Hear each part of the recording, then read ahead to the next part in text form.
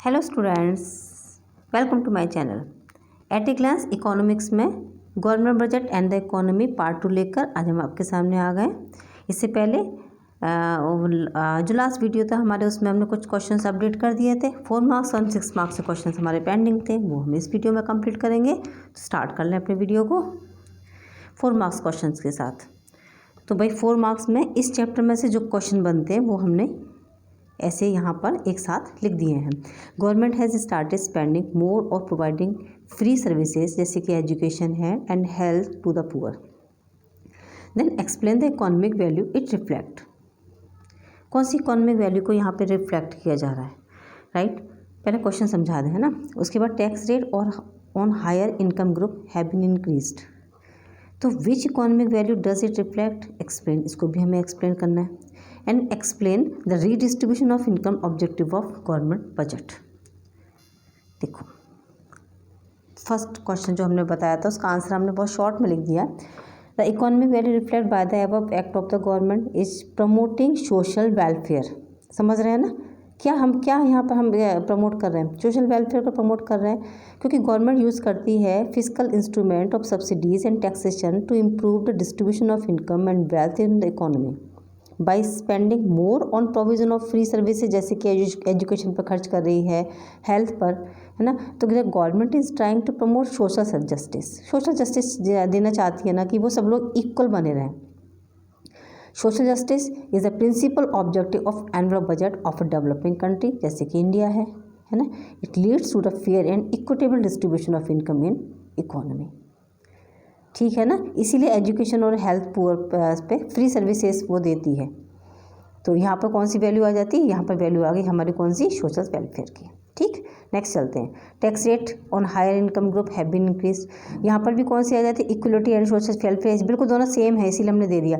भाई टैक्स ज़्यादा किससे लेती है, जो उनके पास इनकम ज़्यादा होती है। तो यहाँ पर हम कौन सी वैल्यू को रिफ्लेक्ट कर रहे हैं, तो रिफ्लेक्ट हो रही है इक्विटी एंड सोशल वेलफेयर को, right. Government raise its expenditure on producing public good. Which economic value or distinguish between the revenue receipt and capital receipt? Give with 2 example. चलते हैं, इसमें भी कौन सी आ जाती है, इसमें भी सेम आ जाती है हमारी पब्लिक गुड, ये आ जाती है सोशल वेलफेयर के साथ। ठीक है, तो 3 क्वेश्चन सेम आंसर, क्लियर, लिख देना आराम से। आ जाते हैं रेवेन्यू रिसीट्स और कैपिटल रिसीट्स। तो हमने लास्ट वीडियो में बहुत अच्छे से बताया था कि रेवेन्यू रिसीट्स कौन सी होती है, जो एसेट्स जिसमें रिडक्शन, कोई भी, it create any reduction in asset, ठीक है ना, और इसमें नहीं कोई लाइबिलिटी क्रिएट होती है, क्लियर है। लेकिन कैपिटल रिसीट बिल्कुल इससे अपोजिट होती है, उसमें लाइबिलिटी भी क्रिएट होती है और एसेट भी इंक्रीज, एसेट भी इसमें रिडक्शन हो जाता है। Giving reason, classify the following into direct and indirect taxes. Wealth tax है, वैल्यू एडेड टैक्स है, इसमें डायरेक्ट कौन से, इनडायरेक्ट कौन से, और गवर्नमेंट बजट के 2 objective. Wealth tax direct tax होता है, उसी पर लगाया जाता है जिस पर्सन को इसे पेड करना होता है, और जो वैल्यू एडेड टैक्स होता है वो इनडायरेक्ट टैक्स होता है। अच्छा, गवर्नमेंट बजट की तो आप ऑब्जेक्टिव, एक तो इकोनॉमिक स्टेबिलिटी और redistribution of income. Last video में भी हमने इसको एक्सप्लेन कर दिया था, ठीक है। आगे चलते हैं। Classify the following receipt into revenue receipt और capital receipt. Recovery of loan, interest received on loan, तो रिकवरी ऑफ लोन रिसीव हुआ है, कैपिटल रिसीट हो गई क्योंकि decline in the financial asset कम हुई है। Interest receive on loan, dividend received और grant receive from foreign government, ये रेवेन्यू रिसीट्स होते हैं, क्योंकि कोई भी लायबिलिटी को ये क्रिएट नहीं करते और ना ही एसेट्स में कोई रिडक्शन होता है। Define a government budget स्टेटिंग main objective. Government budget की एक छोटी सी डेफिनेशन हमने लिखी हुई है बढ़िया सी, और इसके मेन ऑब्जेक्टिव। सबसे ज़्यादा इंपॉर्टेंट क्वेश्चन है आपके इस चैप्टर का, okay. What is the revenue deficit? Explain its implications. And what is fiscal deficit? What are its implications? देखो, revenue deficit, revenue expenditure, समझ में आ गए। revenue receipts are less than the revenue expenditure, तो ये वो जो condition होगी उसे हम revenue deficit कहते हैं, ठीक है। अच्छा, इसके इम्प्लीकेशंस क्या हैं, तो high revenue deficit shows accumulate and the recurring expenses of government such as the expenses on defence, payment of interest, ये ज़्यादा हो रहे हैं ना। रेवेन्यू डेफिसिट अगर हाई है इसका मतलब गवर्नमेंट के खर्चे ज़्यादा हैं, उसके एक्सपेंडिचर्स ज़्यादा हो रहे हैं। The revenue deficit is manage by borrowing और इन्वेस्टमेंट डिसइन्वेस्टमेंट। अब इसको अगर हमें मैनेज करना तो हम कैसे कर सकते हैं, बोरोइंग करेंगे या फिर डिसइन्वेस्टमेंट करेंगे, ठीक है ना। High revenue deficit leads to the inflationary situation in the economy. ज़्यादा और क्या होगा, महंगाई बढ़ेगी किसी भी कंट्री के अंदर। और क्या होगा, high revenue deficit implies high future burden of loan and interest payment on the government. क्या करेगी इसके लिए गवर्नमेंट, ज़्यादा लोन लेगी तो लोन का बर्डन होगा, और लोन का बर्डन होगा तो इंटरेस्ट को ज़्यादा रीपेमेंट करना पड़ेगा गवर्नमेंट को, ठीक है। फिजिकल डेफिसिट क्या होता है, फिजिकल डेफिसिट होता है total budget expenditure minus total budget receive. यहाँ पर टोटल चीज़ें आ जाती है, जैसे रेवेन्यू में तो हम सिर्फ रेवेन्यू को लेते हैं, फिजिकल डेफिसिट में हम टोटल ले लेते हैं, ठीक है। Physical deficit is equal to borrowings, borrowing ज़्यादा है हमारे ऊपर। इम्प्लीकेशंस क्या है, borrowing requirement of government, high interest payment by government, high level of inflation due to the high government expenditure. ज़्यादा गवर्नमेंट ने खर्चे किए इसलिए ज़्यादा महंगाई हो रही है। और increase foreign dependence of the economy, और हम अपने पूरे एक्सपेंडिचर को पूरा करने के लिए किस पर डिपेंड हो गए हैं, हम फॉरेन कंट्रीज़ पर। Clear. From the following data about the government budget find out the following, revenue receipt, revenue deficit, physical deficit और प्राइवेट डेफिसिट। देखो इसको सॉल्व कर दिया है। रेवेन्यू डेफिसिट, रेवेन्यू एक्सपेंडिचर में से रेवेन्यू रिसीट्स को लेस कर देंगे आप। फिजिकल डेफिसिट में रेवेन्यू एक्सपेंडिचर प्लस कैपिटल, इसमें सब कुछ ऐड होता है ना फिजिकल में, तो दोनों एक्सपेंडिचर रेवेन्यू प्लस कैपिटल में से रेवेन्यू रिसीट्स और कैपिटल रिसीट को ऐड करके लेस कर दें आप, आ जाएगा। उसके बाद तीसरा आ जाता है प्राइमरी डेफिसिट, तो physical deficit minus interest payment less कर दें, आपका आंसर आपके पास है। फिर से एक और question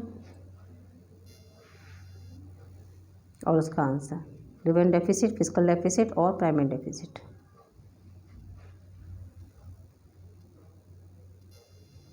defining government budget, meaning है revenue deficit, physical deficit, primary deficit, और what is government budget, explain the meaning and physical deficit, primary deficit.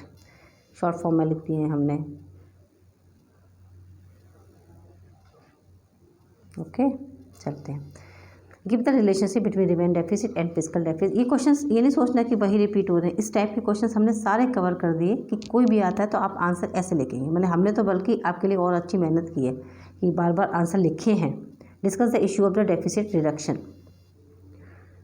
15 question हम आपको एक बार एक्सप्लेन कर दें। देखो, taxes should be increased, government can make a plan for raising direct tax to increase its receipts, it can also be raise by increasing rate of tax और by improving new taxes. ये नए taxes भी लगा सकती है। Direct taxes are more productive because its cost of collection is quite lower. और reduction in government expenditure, it can be done through making government activities more efficient through better planning of programs and better administration. Disinvestment क्या होता है, government can raise its receipts through the sale of the shares in PSUs, अपने ही shares को market में cell कर देना disinvestment होता है। ये डेफिसिट रिडक्शन करने के लिए गवर्नमेंट ये इनमें से कोई भी स्टेप उठा सकती है, ओके। नेक्स्ट चलते हैं। Tax rate on higher income group have been increased, ठीक है। और which economic value, explain the redistribution of income, objective of government budget.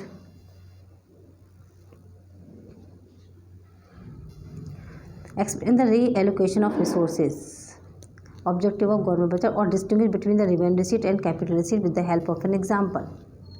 Reallocation of resources बस्टरी पॉलिसी है ना भाई, कि रिसोर्सेज को वापस दोबारा से एलोकेशन किया जाएगा जिससे बैलेंस बना रहता है, ठीक है ना। कि गोल भी है कि प्रॉफिट मैक्सिमाइजेशन होना चाहिए लेकिन सोशल वेलफेयर के साथ होना चाहिए, ठीक है ना। तो government can provide subsidy and reduction in tax rate to motivate investment into areas where private sector initiate is not coming, ना। Production of goods which are injurious to social life is discouraged to heavy taxation. भाई कहीं से ऐसा ना हो कि heavy taxation की वजह से लोग ना आगे काम करना या फिर चीज़ों को छुपाना शुरू कर देते हैं ना, तो गवर्नमेंट को तो ये भी तो देखना है ना, इसलिए ये सब काम होते हैं। Distinguish between revenue expenditure and capital expenditure with the help of example, और distinguish between direct and indirect tax. I have already explain these 2 questions.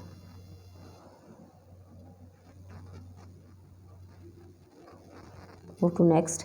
What is meant by fiscal deficit and write its implications. Explain the 4 different concepts of government budget deficit, fiscal deficit, revenue deficit or primary deficit. Objective of government budget. Activities to secure a reallocation of resources, redistribution of activities, stabilization activities or management of public enterprises. These are the objective of the government budget. Now the 6 marks questions. चलते हैं, वही होंगे बस थोड़ा सा इसको explain कर दिया जाता है. According to 6 marks we have to write this so that we distinguish between the following. सबके डायरेक्ट इनडायरेक्ट के आंसर हमको एक देने हैं, टैक्सेस के, रेवेन्यू एक्सपेंडिचर और कैपिटल एक्सपेंडिचर के भी देने हैं. देखो हमने लिख दिया है तुम लोगों का. Explain the objective of resource allocation and income distribution in a government budget. चलो, एलोकेशन ऑफ रिसोर्स और distribution of income already explained. Distribute unnecessary हम दोबारा एक्सप्लेन करें, वीडियो लंबा बन जाएगा, आप लोग भी बोर होंगे, है ना. क्वेश्चन आंसर लो, जहाँ पर हमको एक्सप्लेनिंग कि हमको लगता है कि नीड है तो हम खुद से एक्सप्लेन कर देते हैं.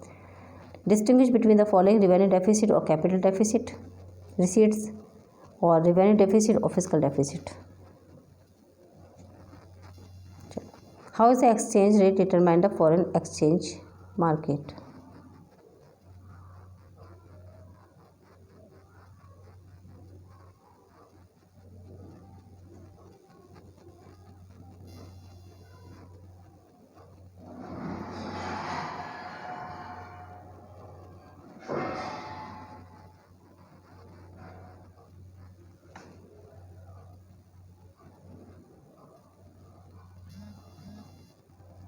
Distinguish between current account and capital account. ये नेक्स्ट चैप्टर के आपके इसमें प्रिंट हो गए हैं, तो हमने नेक्स्ट चैप्टर में जब वीडियो अपलोड करेंगे तभी इसको एक्सप्लेन करेंगे, अभी नहीं. ठीक है, अभी इसी वाले चैप्टर का नेक्स्ट आ जाते हैं. The following figures are based on the budget estimation of government of India in the year 2016-17 का था. Calculate fiscal deficit, revenue deficit and primary deficit. इसमें हमने कैलकुलेट करना है आपको. चलो कर लें भाई. फिस्कल डेफिसिट, रेवेन्यू निकालेंगे और प्राइमरी करेंगे.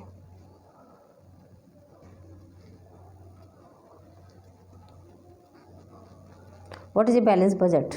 बैलेंस क्या होता है बजट, जहाँ पर बराबर हो जाएगा सब कुछ. पब्लिक बजट जो होता है, ठीक है, expenditure is equal to income. Multiplier effect of a balance budget. आगे पूछ रहे हैं, explain the multiplier effect of a balance budget.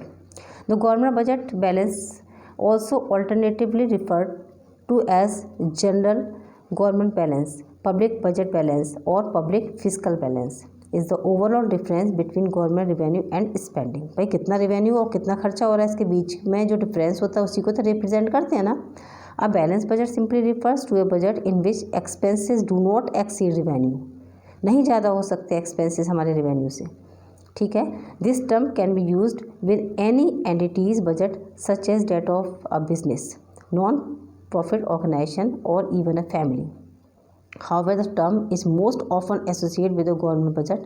A successfully balanced budget demonstrates a measure of fiscal health, showing a level of spending that remains in step with cost. Multiplier effect क्या आते हैं इसके. The balance budget multiplier measure the change in aggregate production triggered by an autonomous change in government taxes. अगर balance budget है तो क्या होगा, है ना, ऑटोनोमस एक चेंजेस आ जाएंगे गवर्नमेंट टैक्सेस के अंदर. This multiplier is useful in the analysis of fiscal policy changes that involves both government purchase and taxes. अगर ऐसा होता है तो फिजिकल पॉलिसी में चेंजेस आएंगे गवर्नमेंट के परचेज में, टैक्सेस में. The balance budget multiplier is equal to 1. The positive impact on aggregate production cause by change in government purchase is largely but not completely offset by the negative impact of the change in taxes. ठीक है ना. अगर ऐसा ही होता है तो फिर taxes में कोई चेंजेस नहीं होंगे, तो फिर क्या होगा, नेगेटिव इम्पैक्ट आने शुरू हो जाएंगे ना. अभी टैक्स की रेट हर बार बदलती रहती है तो उसके इम्पैक्ट्स कभी नेगेटिव कभी पॉजिटिव रहेंगे. और अगर कुछ में कुछ बिल्कुल भी कभी भी कोई चेंजेस ही नहीं होंगे तो वो नेगेटिव इफेक्ट देना स्टार्ट हो जाएगा.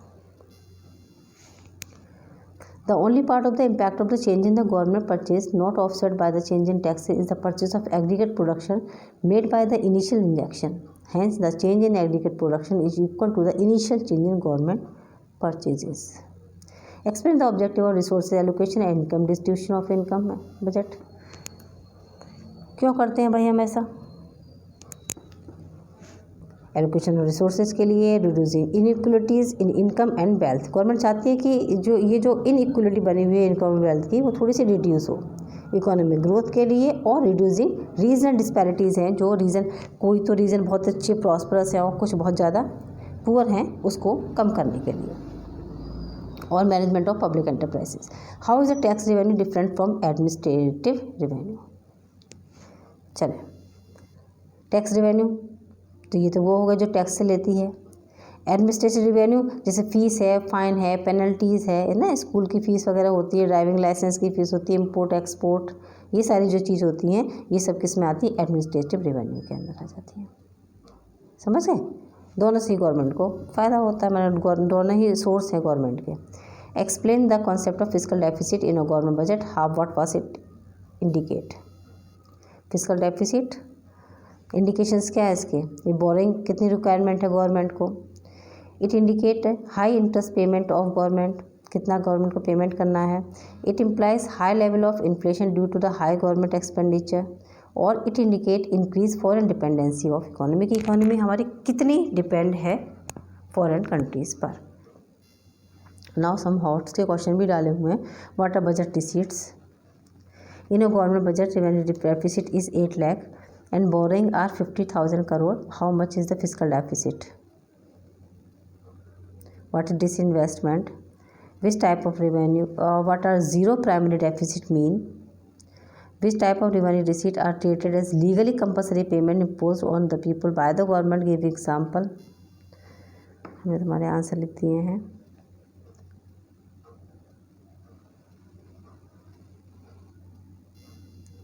Classify the borrowings and recovery of loan with revenue and capital receipts of government, and how tax revenue is different from administrative revenue.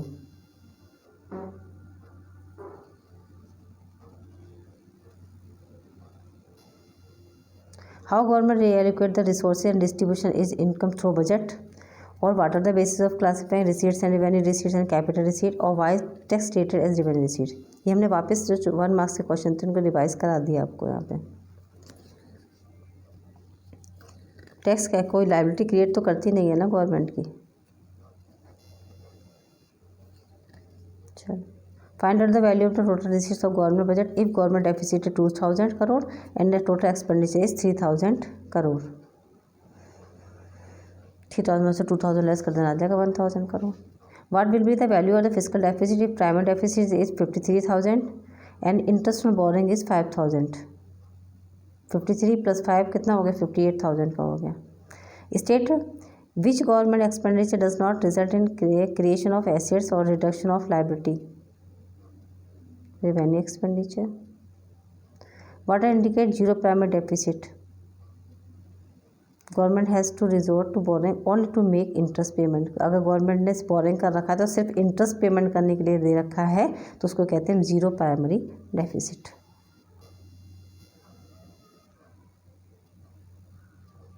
और आज की इस वीडियो का लास्ट क्वेश्चन आपका, व्हाट इंडिकेट रेवेन्यू डेफिसिट? तो revenue deficit is equal to revenue expenditure minus revenue receipts. Revenue deficit is the reflection of the government physical policy. The implication of revenue deficit क्या होती है? Is that government is borrowing to maintain even its consumption expenditure. अगर government ने borrowing किया हुआ है तो या तो अपने कंजप्शन एक्सपेंडिचर को मेंटेन करना चाहती है। It shows that the country's financial system is getting destabilised. ठीक है ना? अगर ऐसा है तो ये क्या दिखाता है? ये शो करता है कि कंट्री की फाइनेंशियल जो सिस्टम है वो अभी थोड़ा सा डिस्टर्ब हो गया है, इसलिए रेवेन्यू डेफिसिट शो हो रहा है। क्लियर है? तो आई थिंक ये आपका चैप्टर यहाँ पर कंप्लीट हो जाता है। और ये वीडियो को यहाँ तक देखने के लिए और मेरे साथ बने रहने के लिए थैंक यू सो मच। फिर भी इससे रिलेटेड कोई क्वेरी हो, आपको कोई भी चीज़ क्लियर नहीं हो तो आप मुझसे टेलीग्राम पर भी मिल सकते हैं, लिंक डिस्क्रिप्शन पे आपको मिल जाएगा। या कोई और भी सजेशन हो तो you are most welcome with your suggestion. Okay, so thank you so much, good bye.